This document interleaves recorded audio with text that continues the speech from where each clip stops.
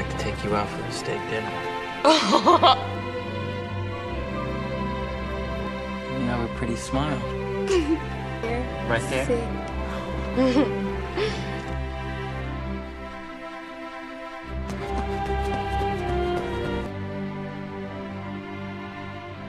Bronx to Fleetwood with a final destination. Watch out! Perfect.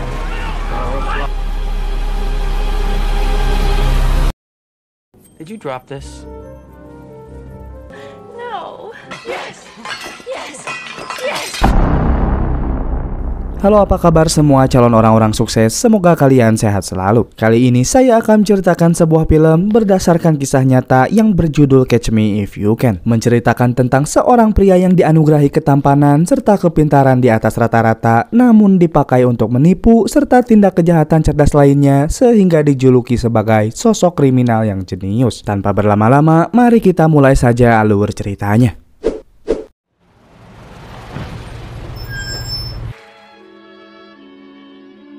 Bocah ini bernama Frank Abagnale. Ia adalah seorang siswa cerdas yang juga dianugerahi paras yang tampan. Frank adalah anak sematawayang dari kedua pasangan, di mana si ayah bernama Frank Abagnale Senior serta ibunya yang bernama Paula Abagnale. Mereka bertiga terlihat seperti keluarga kecil yang bahagia meski hidup dalam kesederhanaan. Kala itu mereka bertiga menghadiri sebuah acara organisasi layanan masyarakat. Seorang pria bernama Jack Barnes yang juga bos dari organisasi tersebut kemudian memanggil ayah Frank untuk menerima suatu penghargaan. Penghargaan ini menunjukkan bahwa ayah Frank dihormati dan diakui atas kontribusinya dalam lembaga masyarakat. Ia menjadi sorotan serta mendapat tepuk tangan yang meriah. Melihat hal itu, reaksi Frank sang anak sangat amat kagum pada ayahnya.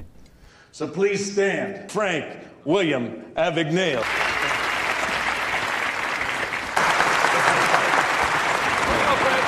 Atas pencapaian itu, mereka kemudian membuat perayaan kecil-kecilan di rumah. Melihat kedua orang tuanya berdansa dengan riang, Frank sangat bersyukur menjadi bagian dari keluarga kecil yang bahagia ini. Namun jauh dari itu, ayah Frank memiliki suatu masalah serius di mana bisnisnya tengah bangkrut serta terlilit hutang ke bank hingga tunggakan pajak yang besar. Dan semua itu bukan tanpa alasan, melainkan ayah Frank ini doyan menjadi penipu. Maka dari itu, untuk sekarang ini ia membutuhkan bantuan Frank untuk melancarkan aksinya. Dan karena Frank sangat kagum pada ayahnya, ia tentu sangat antusias.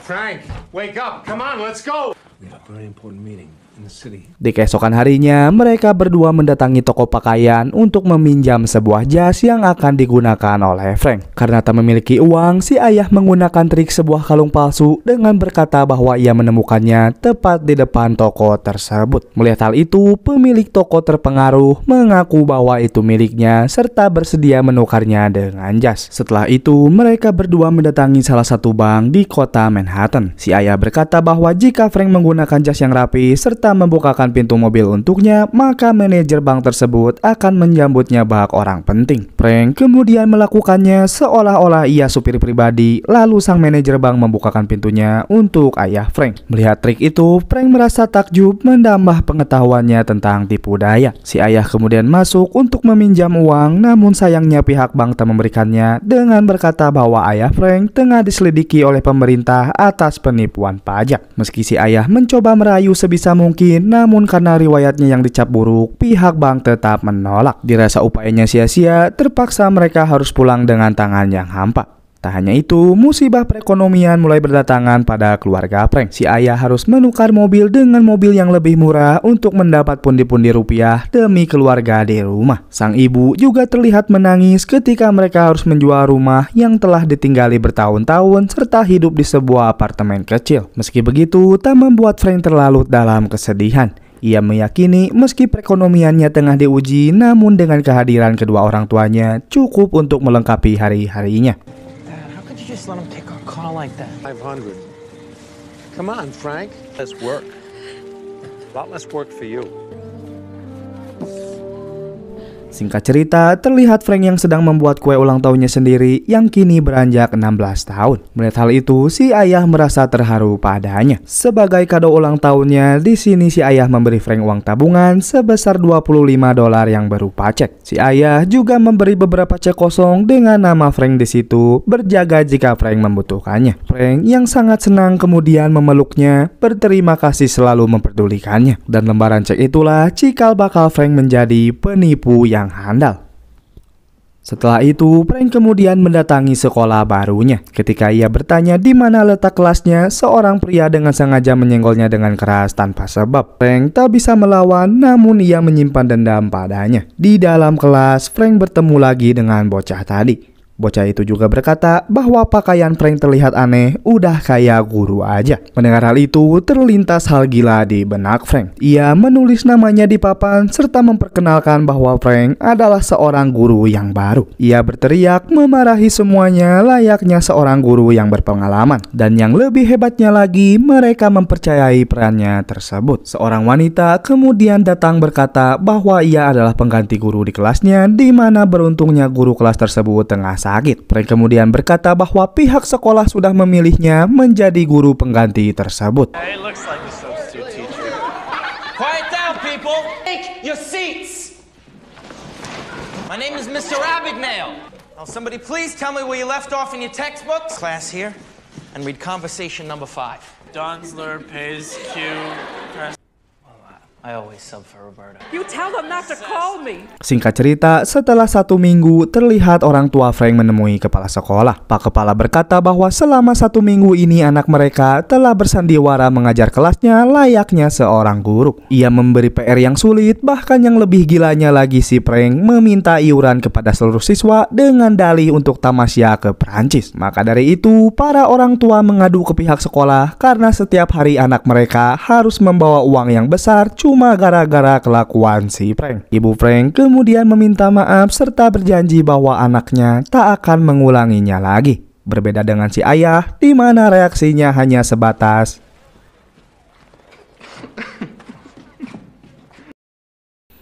Singkat cerita, terlihat Frank yang baru balik manggil-manggil ibunya. Ia terkejut karena ibunya berada di dalam kamar bersama seorang pria yang tak lain adalah Jack Barnes, ketua organisasi layanan masyarakat. Frank bahkan menemukan kancing yang lepas di mana pikirannya mulai kacau. Si ibu yang tak ingin anaknya curiga mencoba menawarinya makan hingga memberinya uang yang banyak, di mana membuat Frank lebih overthinking. Di keesokan harinya, Frank kembali mendapati pakaian pria. Seseorang kemudian keluar sementara Frank yang kesal menyuruhnya untuk menjauh, namun kali ini ia salah paham. Pria itu membawa Frank ke kamar yang juga terdapat kedua orang tuanya serta menerangkan bahwa dirinya berasal dari kantor perceraian. Si ibu menjelaskan kepada Frank yang masih terlihat panik kebingungan bahwa ia dan ayahnya memutuskan untuk bercerai. Mendengar hal itu, hati Frank merasa sangat hancur. Si pria itu menjelaskan bahwa Frank harus mengisi suatu berkas serta memilih dengan siapa ia akan tinggal. Si ayah berkata bahwa siapapun yang kau pilih, kita semua akan selalu bersama. Ia menguatkan Frank bahwa meski kita bercerai, kita tetaplah keluarga. Frank berpikir bahwa orang dewasa memang mudah berkata seperti itu, tak merasakan posisi seorang anak. Kehangatan yang selalu ia rasakan kini berubah menjadi emosi yang berkecamuk. Jika ayah atau ibu adalah sebuah pilihan, maka jawaban terbaik bagi Frank melarikan diri dari keduanya. There's no wrong answer. I want to see a name on that line. From Fleetwood with a final destination. One ticket to Grand Central, please. Hari demi hari berlalu. Hidup mandiri di Los Angeles nampaknya tak semulus yang Frank kira. Ia kerap diusir dari berbagai hotel karena uang di ceknya selalu ditolak. Frank kemudian mencoba merekayasa ceknya dengan mengganti tahun kelahiran agar terlihat 10 tahun lebih tua. Frank juga mengubah nama dalam ceknya dari Frank Abagnale menjadi Frank Taylor. Ia kemudian mendatangi tiap-tiap bank berharap bisa ia kibuli, namun selalu tertolak dengan alasan yang sama, yaitu cek dari suatu bank hanya bisa dicairkan di bank yang sama. Frank mulai gundah dengan semua ini, sementara untuk pulang pun ia tak memiliki tempat tinggal. Dalam keputusasaan tersebut, tiba-tiba matanya tercerahkan tatkala Frank melihat seorang pilot yang didampingi para pramugari yang cantik. Frank mengikutinya sembari berhayal jika ia jadi pilot, mungkin hidupnya akan seenak orang tersebut. Dan dari situlah timbul hasrat gila Frank memutuskan untuk menjadi seorang pilot.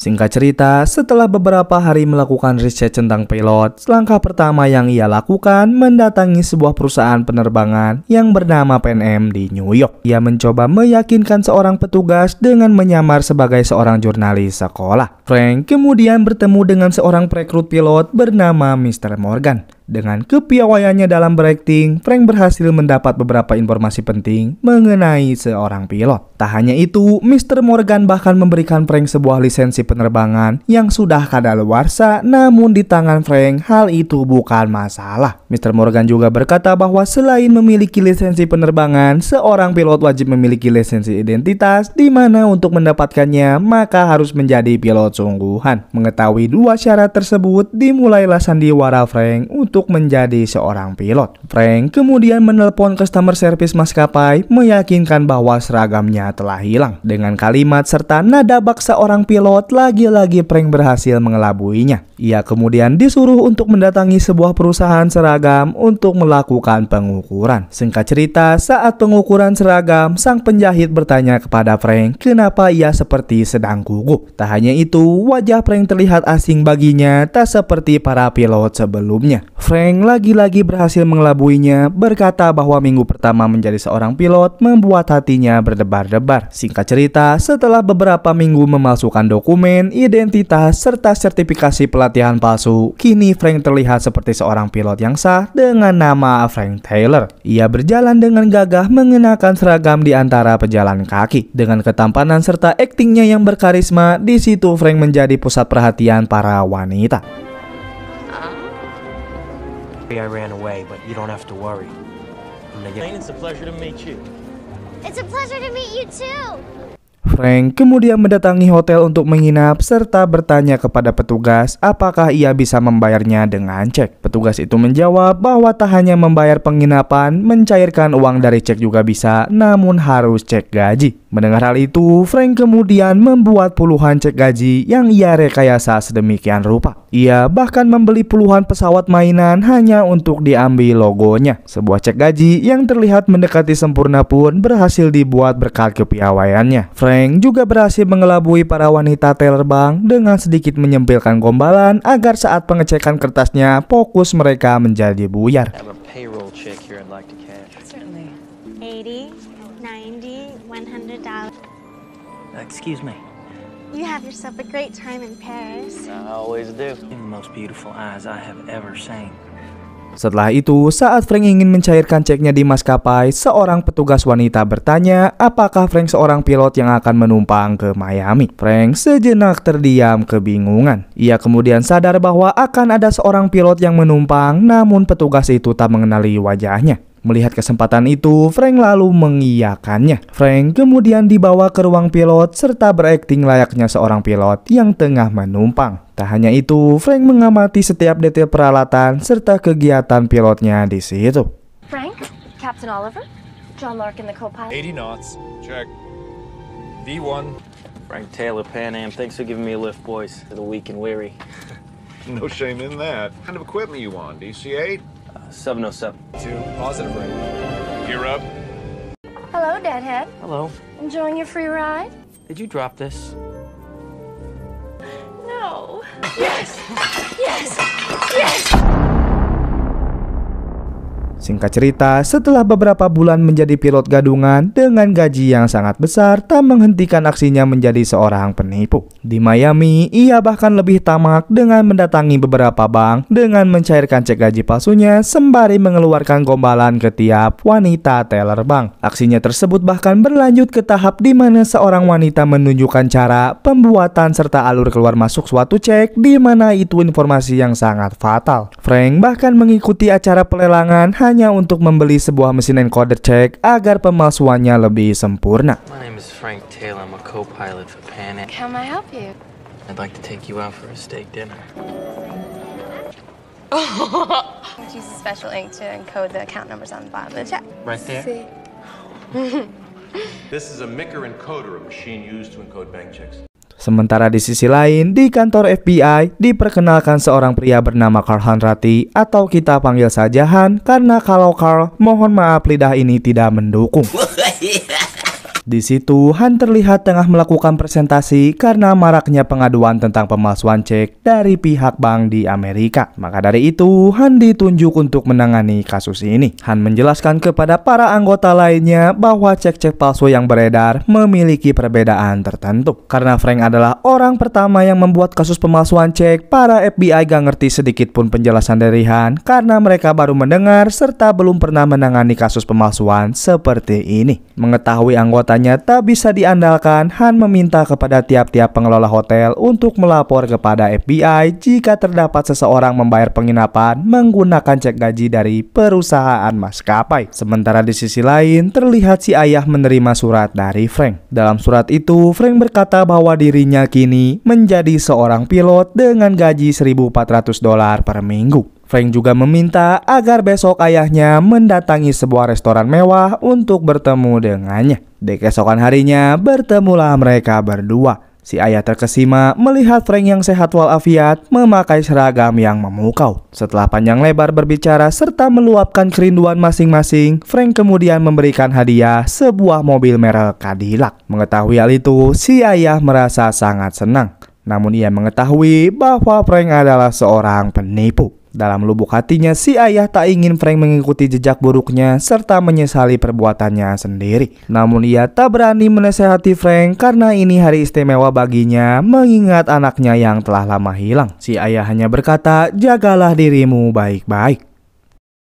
Setelah itu, terlihat Han bersama dua anak buahnya bernama Nick dan Ben. Mereka menerima laporan dari sebuah hotel di Hollywood bahwa seseorang telah membayar penginapannya menggunakan cek gaji dari perusahaan maskapai. Singkat cerita, setibanya di hotel, petugas itu memberinya cek, namun Han menilai bahwa cek tersebut terlihat sama dengan yang asli. Mengetahui hal itu, si petugas tersebut bersyukur lalu menyuruh para FBI untuk pergi agar tak mengganggu pilot yang kini tengah beristirahat. Namun sebelum ia pergi, Han sangat penasaran kepada pilot tersebut di mana ia bertanya tentang letak kamarnya. Petugas itu menjawab bahwa pilot tersebut berada di kamar nomor 201. Sementara di sisi lain terlihat seorang pria yang tengah menuntun ayahnya yang buta. Mereka kemudian bertemu dengan Frank serta saling sapa layaknya tetangga. Frank kemudian masuk ke kamarnya sementara Han mencari kamar nomor 201. Han kemudian masuk sambil berteriak-teriak mengatakan dirinya FBI. Han tak menemukan siapapun namun ia mendengar suara dalam toilet. Han kemudian menyuruhnya keluar atau ia akan menembaknya. Dan dari sinilah Frank menunjukkan kecerdasannya dalam berakting. Ia keluar tanpa sedikit pun rasa gugup serta wajah yang terlihat datar. Sembari menenangkan Han, di situ Frank berkata bahwa ia bernama Barry Allen, seorang agen rahasia Amerika yang kebetulan mencari tersangka pemalsuan cek. Frank juga berkata bahwa kedatangan FBI sudah terlambat, di mana si tersangka sudah berhasil ia tangkap bersama temannya. Segala kalimat serta gerak-gerik khas seorang agen rahasia mulai ia tunjukkan kepada Han. Frank lalu menyuruh Han untuk melihat keluar, berkata bahwa itu adalah temannya yang tengah membawa tersangka, yang mana sebenarnya mereka hanyalah tetangga si Frank tadi. Aktingnya tersebut bisa sedikit membuat Han tenang. Namun demi lebih meyakinkan Han, Frank bahkan memberinya sebuah dompet yang di dalamnya terdapat identitas jika Han tidak percaya. Tapi sebelum Han membukanya, Frank kemudian izin pergi terlebih dahulu membawa barang-barang untuk ia jadikan bukti, sementara ia menyuruh Han untuk menetap barangkali menemukan bukti lain. Han kemudian duduk menghela nafas, merasa lega karena ia tak harus capek-capek kerja. Setelah beberapa menit, Han kemudian membuka dompet Frank. Ia kemudian kaget setelah mengetahui bahwa dalam dompet tersebut hanyalah sekumpulan stiker. Sebagai seorang agen FBI, tentu Han merasa sangat terhina, dipermalukan oleh bocah ingusan. Ia merasa bodoh karena dengan jeniusnya si Frank berakting layaknya agen rahasia. Han kemudian melihat jendela di mana Frank berlari menertawakannya. Melihat hal itu, ia hanya bisa istighfar. Setelah itu, Frank menyamar kembali menjadi jurnalis mewawancarai Mr. Morgan. Namun, Morgan sedang tidak mood karena ia melihat berita dalam koran mengatakan bahwa terdapat pilot gadungan yang mengatasnamakan perusahaan Pan Am namun terbang dengan maskapai lain. Mengetahui tindakannya sudah tak aman lagi, Frank merasa sangat gelisah. Ia memang berhasil menjadi pilot gadungan, namun ia juga tahu bahwa lambat laun aksinya bakal terbongkar, terlebih FBI kini tengah mengejarnya. Di sisi lain, Han mendapat telepon dari Barry Allen yang tak lain adalah Frank. Di situ, Frank meminta maaf kepada Han karena telah membodohinya. Frank juga bertanya tentang keluarga Han sebagaimana seseorang yang ingin berkeluh kesah. Han kemudian menjawab bahwa lambat laun Frank akan ditangkap karena itu sudah hukum alam. Sambil tertawa, Han berkata bahwa maksud Frank menelponnya karena Frank tak memiliki seseorang untuk diajak bicara. Mendengar hal itu, Frank kemudian menutup teleponnya. Di keesokan harinya, terlihat Han yang sedang mencari identitas Barry Allen. Seorang pelayan restoran kemudian melihat kumpulan data bernama Barry Allen, menyangka bahwa Han penggemar dari karakter The Flash. Han yang bingung kemudian bertanya, "Apa kau mengenal nama ini?" Pelayan itu mengatakan bahwa Barry Allen adalah nama superhero komik yang mana teman Superman dan Batman. Mendengar hal tersebut, Han hanya bisa istighfar. Setelah itu, Han mendapat telepon dari kantor di mana mereka berhasil menemukan sidik jari tersangka. Singkat cerita, Han kemudian mendatangi sebuah rumah mewah di mana itu adalah rumah Paula yang tak lain ibu Frank yang telah menikah lagi bersama Jack Marnes yang sudah kita ceritakan di awal. Han kemudian meminta Paula untuk menceritakan kehidupannya bersama keluarganya yang dulu. Perlu digarisbawahi, ketika Paula bercerita, ia menyebut bahwa ketika kecil dirinya tinggal dan besar di Perancis, tepatnya di desa bernama Mont Richard. Singkat cerita, setelah panjang lebar mengobrol, Han meminta Paula untuk menunjukkan foto anaknya. Paula kemudian menunjukkan fotonya, di mana kini Han mengetahui bahwa sosok Barry Allen bernama asli Frank Abagnale. Mereka kemudian bergegas pergi sementara Paula cemas apa yang terjadi pada anaknya. Han kemudian berkata bahwa anaknya tengah menjadi buronan karena kasus penipuan uang. Paula yang khawatir kemudian mencoba membayar, namun Han berkata bahwa kerugian bank mencapai 1,3 juta dolar. Mendengar hal itu, Paula terdiam.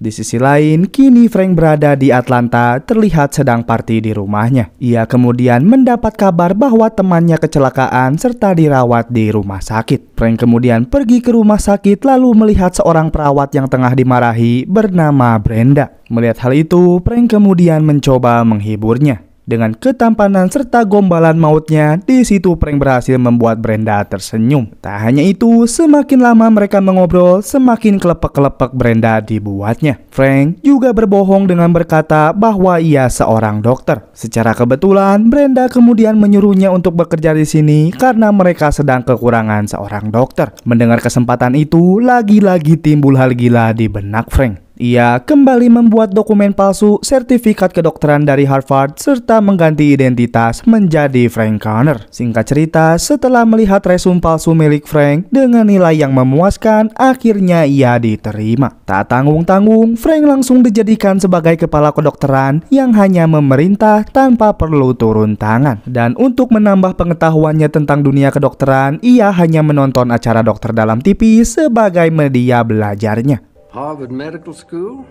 Top of your class? Well, that's a pretty impressive resume, Dr. Connors. Dr. Harris. Present. Miss Strong. Over about 20% of the body surface. Do you concur? Setelah beberapa bulan menjadi dokter, Brenda kemudian mendatangi Frank yang terlihat tengah membuat cek gaji palsunya. Beruntungnya, Frank sempat menyembunyikan cek palsu tersebut. Frank kemudian merayu Brenda, mengatakan bahwa setiap Brenda tersenyum, berjuta-juta sel dalam tubuh Frank juga ikut tersenyum. Mendengar hal itu, Brenda yang udah gak kuat lagi, tiba-tiba nyosor Frank. Namun di tengah bentrokan syahwat tersebut, terdengar suara panggilan yang menyuruh Frank ke sebuah ruang UGD. Frank yang gak becus sedikit pun nanganin pasien, tiba-tiba mulai keringat dingin. Di ruangan itu terlihat seorang bocah dengan luka pada kakinya dengan tulang yang terlihat jelas. Bukannya memberi arahan, Frank malah pelanga-pelongo gak tahu harus ngapain. Beruntungnya salah seorang dokter memberi kesimpulan di mana Frank langsung menyetujuinya. Frank kemudian mempercayakannya kepada dua dokter tersebut, sementara dirinya malah sekian lama menjadi dokter, kedekatannya bersama Brenda semakin kuat. Di situ Brenda mulai bercerita bahwa ia telah dibenci serta diusir oleh orang tuanya lantaran melakukan aborsi. Brenda mengaku bahwa ayahnya adalah seorang pengacara yang tak ingin nama baik keluarganya tercoreng. Maka dari itu, selama ini Brenda hidup dan tinggal sendirian. Melihat Brenda menangis, Frank mulai kasihan padanya. Frank kemudian berjanji akan menikahinya serta mendatangi kedua orang tuanya.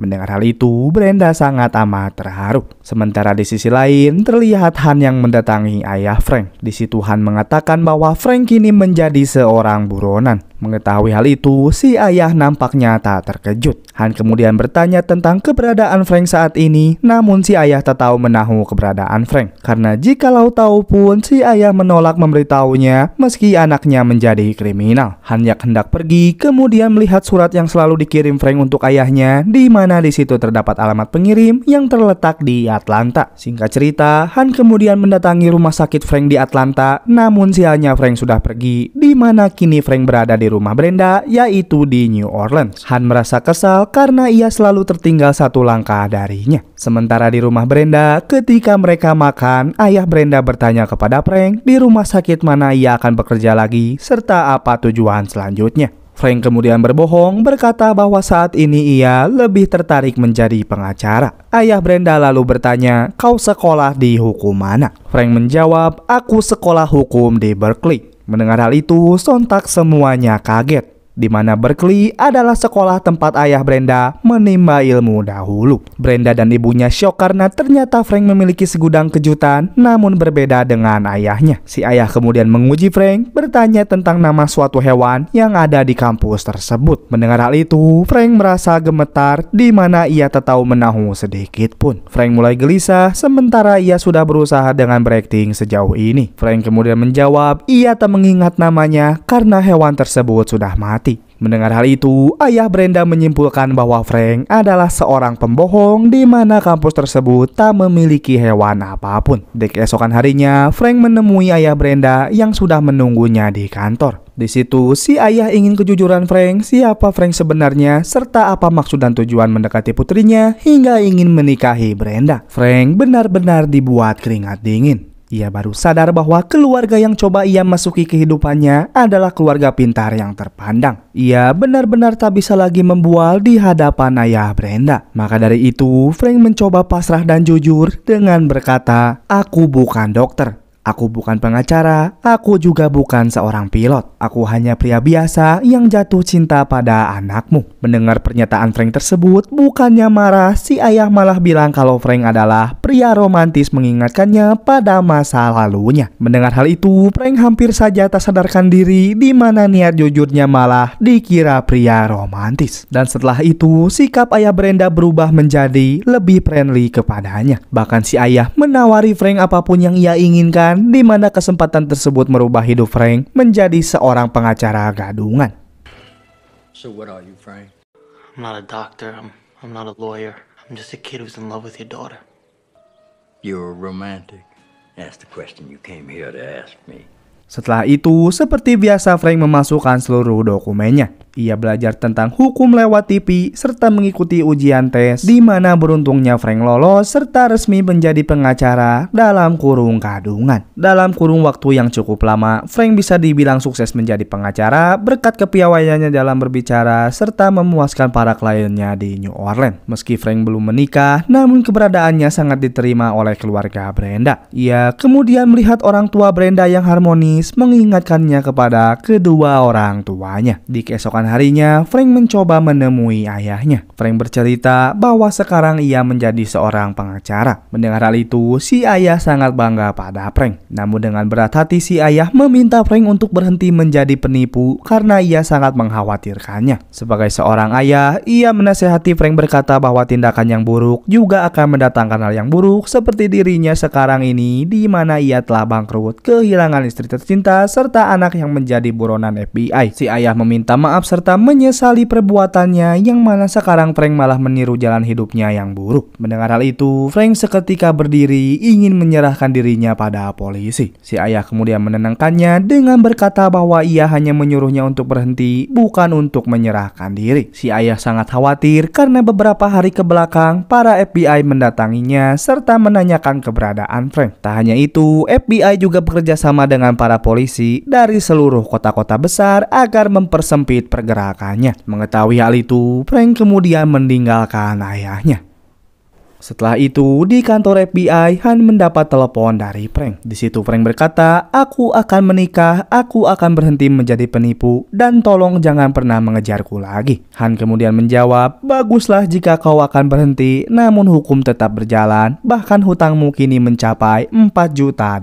Mengetahui hal itu, Frank kembali menutup teleponnya. Di keesokan harinya, tibalah waktu yang dinanti-nanti, di mana kini Frank tengah bertunangan dengan Brenda. Sebuah pesta acara yang terlihat sangat ramai serta dibalut dengan kemewahan. Teman-teman Brenda justru terpesona melihat ketampanan Frank, berkata bahwa ia beruntung mendapat seorang pangeran. Dengan para tamu undangan yang bahkan orang-orang terpandang sama halnya dengan ayah Brenda. Namun dalam kebahagiaan tersebut, sialnya Han bersama anak buahnya datang. Mengetahui hal itu, Frank sangat amat terpukul. Ia tak ingin ditangkap, sementara ia tak mau pestanya berakhir dengan kekecewaan keluarga Brenda. Frank kemudian membawa Brenda ke kamarnya untuk berbicara dengan serius karena keadaan sedang darurat. Frank mengatakan bahwa jika Brenda benar-benar mencintainya, maka ia harus terima Frank apa adanya, di mana kini Frank mengaku bahwa ia bukan dokter, pilot, maupun pengacara. Sembari panik, Frank berkata bahwa ia adalah seorang penipu yang tengah menjadi buronan para FBI yang kini tengah berada di bawah. Frank meminta maaf karena ia harus meninggalkan Brenda sembari memperlihatkan uang hasil kriminalnya. Frank meminta agar besok Brenda pergi ke Miami menemuinya di bandara agar mereka berdua bisa kabur dan tinggal di Perancis. Brenda yang udah terlanjur cinta mati menyetujui perkataan Frank meski dalam kondisi syok. Han kemudian datang, namun lagi-lagi Frank telah kabur lewat jendela. Ia hanya melihat Brenda yang tengah syok dengan segumpal uang di tangannya serta tatapannya yang kosong memikirkan tentang pertunangan yang membuat kecewa serta membuat malu keluarganya. Di keesokan harinya, sesuai janji, Brenda menunggu Frank di Terminal Internasional Miami. Frank kemudian datang, namun ia harus mengurungkan niatnya karena Frank merasa ada yang ganjal. Brenda memang kabur serta datang dengan sendirinya, namun pihak FBI terlihat sedang mengawasinya.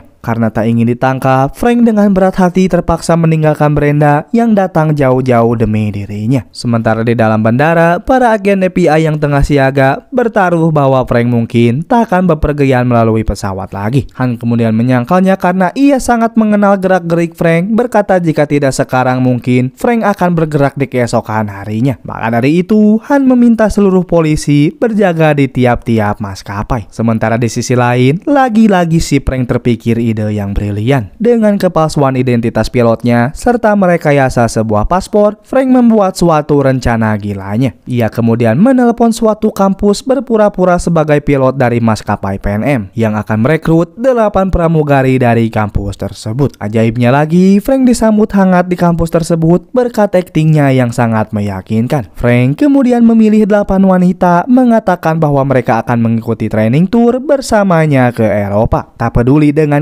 kepintaran dan komunikasi yang baik, Frank hanya menyeleksi 8 wanita yang menurutnya sangat cantik. Di keesokan harinya, Frank terlihat bersama 8 pramugari bawaannya. Idenya tersebut nampaknya sangat efektif membuat fokus para polisi buyar. Para ladies itu berjalan seraya menebar pesona menyita perhatian para polisi, sementara si Frank berada bersembunyi di belakang. Tak hanya itu, Frank juga sukses mengelabui Han dan polisi, di mana ketika mereka sibuk-sibuknya mencari Frank, si Frank justru dalam penerbangannya ke Perancis.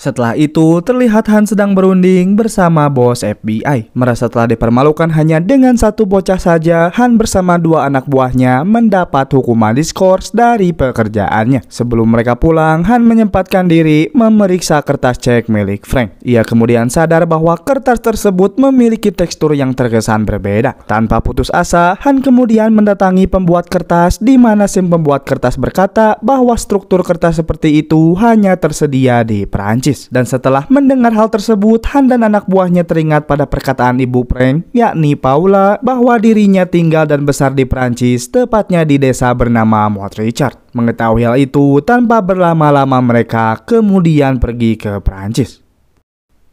Singkat cerita, setelah menggali informasi dari warga setempat, diberitahukan bahwa Frank tinggal di suatu gudang. Han kemudian memasukinya, sementara Frank terlihat tengah memproduksi masal cek palsunya. Melihat kedatangan Han membuatnya syok setengah mati. Saking paniknya, Frank bertingkah layaknya anak kecil yang tak ingin dipenjara, mengingat Frank berada di Perancis tak memiliki siapapun. Han kemudian berkata, "Tenanglah Frank, aku takkan menyakitimu. Kau memang pintar, namun tetap saja masih anak-anak. Aku kagum pada kejeniusanmu. Namun ini semua sudah berakhir karena ketamakanmu sendiri. Maka percayalah padaku, ikutilah aku agar kau tak ditahan di sini." Frank yang memang masih di bawah umur tentu mentalnya memiliki batasan. Semua idenya telah ia pakai untuk kabur dan sembunyi ke Perancis dengan harapan tak meninggalkan jejak sedikit pun. Dirasa sudah tak mampu berpikir lagi, Frank kemudian menyerah dengan catatan ia meminta Han berjanji membawanya ke Amerika. Han kemudian menyetujuinya. Saat mereka di luar, tiba-tiba para polisi Prancis datang untuk menahan Frank, di mana Frank mulai ketakutan, merasa bahwa Han tak menepati janjinya. Han kemudian mencoba berbicara, namun para polisi itu menegaskan bahwa mereka memiliki wewenang untuk menangkap Frank serta memenjarakannya di Prancis. Frank kemudian pergi, sementara Han berteriak agar Frank jangan khawatir karena ia akan kembali menepati janjinya.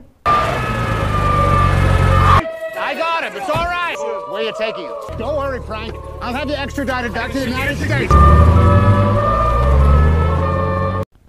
Berbulan-bulan kemudian, Han terlihat mendatangi kepolisian di Perancis. Ia membawa surat peraturan ekstradisi, di mana merupakan dokumen resmi yang memerintahkan penahanan dan pengiriman seseorang dari satu yurisdiksi ke yurisdiksi lainnya untuk tujuan pengadilan atau penuntutan. Di dalam sel terlihat Frank yang sedang sakit dengan tampilan yang mengenaskan. Frank kemudian dibawa ke ruang kesehatan untuk mendapat pemeriksaan, namun ketika semua orang lengah, sempat-sempatnya si Frank kabur dengan kondisi tubuh yang lemah. Para tahanan terlihat bersorak menyemangatinya, namun kondisi tubuhnya tak bisa lagi berbohong. Frank, if you can hear me, don't worry. I'm going to take you home in the morning. What are you doing?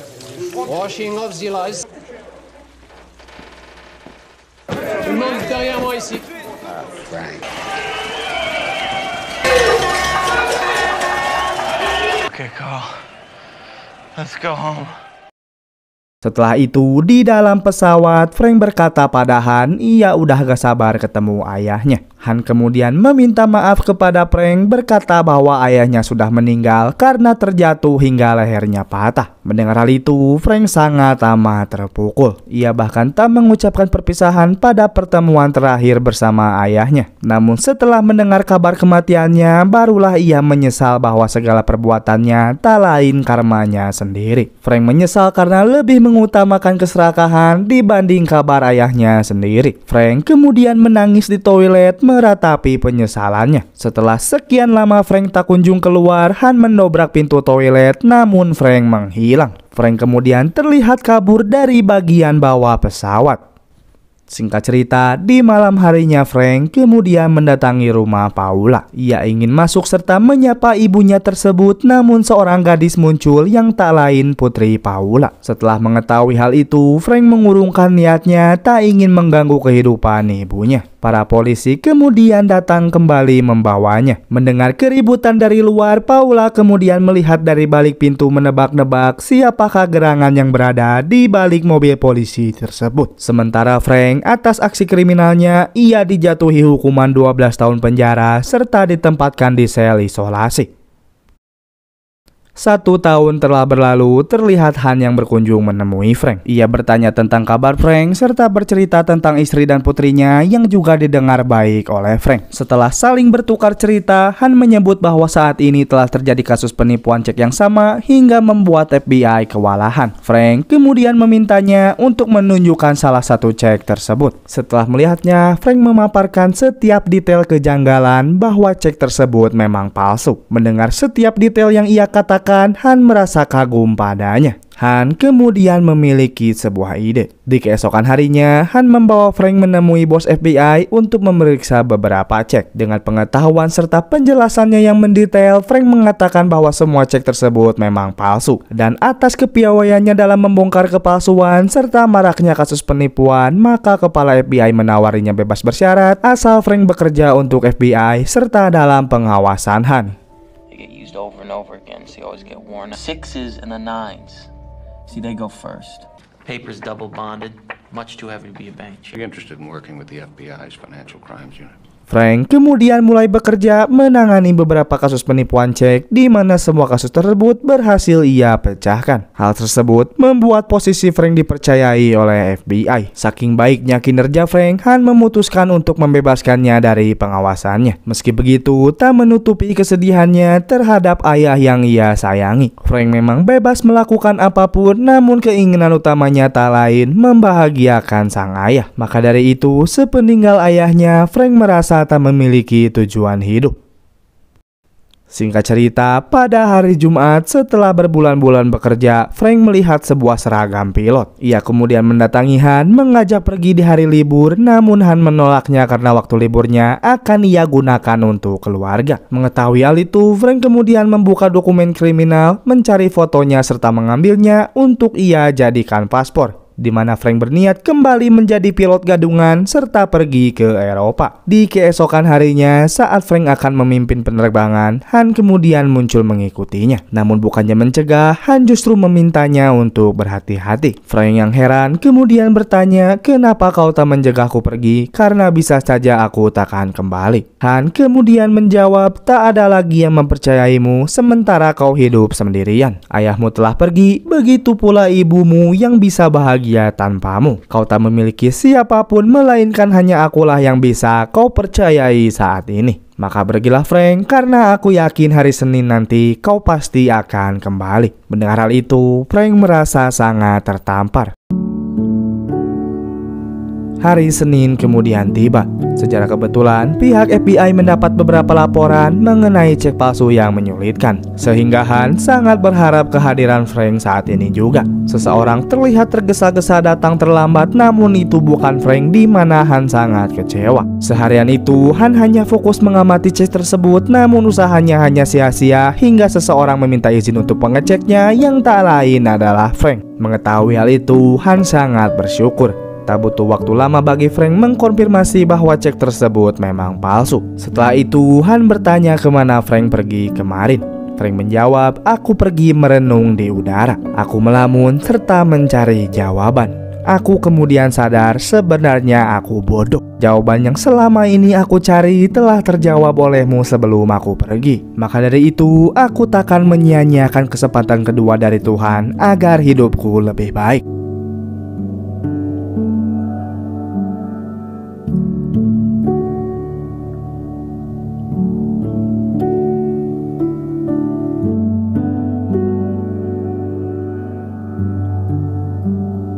Pelajaran yang bisa kita ambil dari kisah Frank adalah pentingnya mensyukuri segala pemberian dari Tuhan. Jika Tuhan memberi sebagian rezekinya sehingga melebihi kata cukup, namun tak pernah kita syukuri, maka semakin banyak yang kita dapatkan, semakin juga kita merasa kurang. Itulah mengapa kita disebut manusia. Serakah layaknya babi, namun enggan untuk disamakan dengan babi. Lantas kenapa manusia selalu merasa tak puas hingga rela dikendalikan oleh nafsu dengan menghalalkan segala cara demi ketamakannya? Namun Tuhan telah memberi jawaban.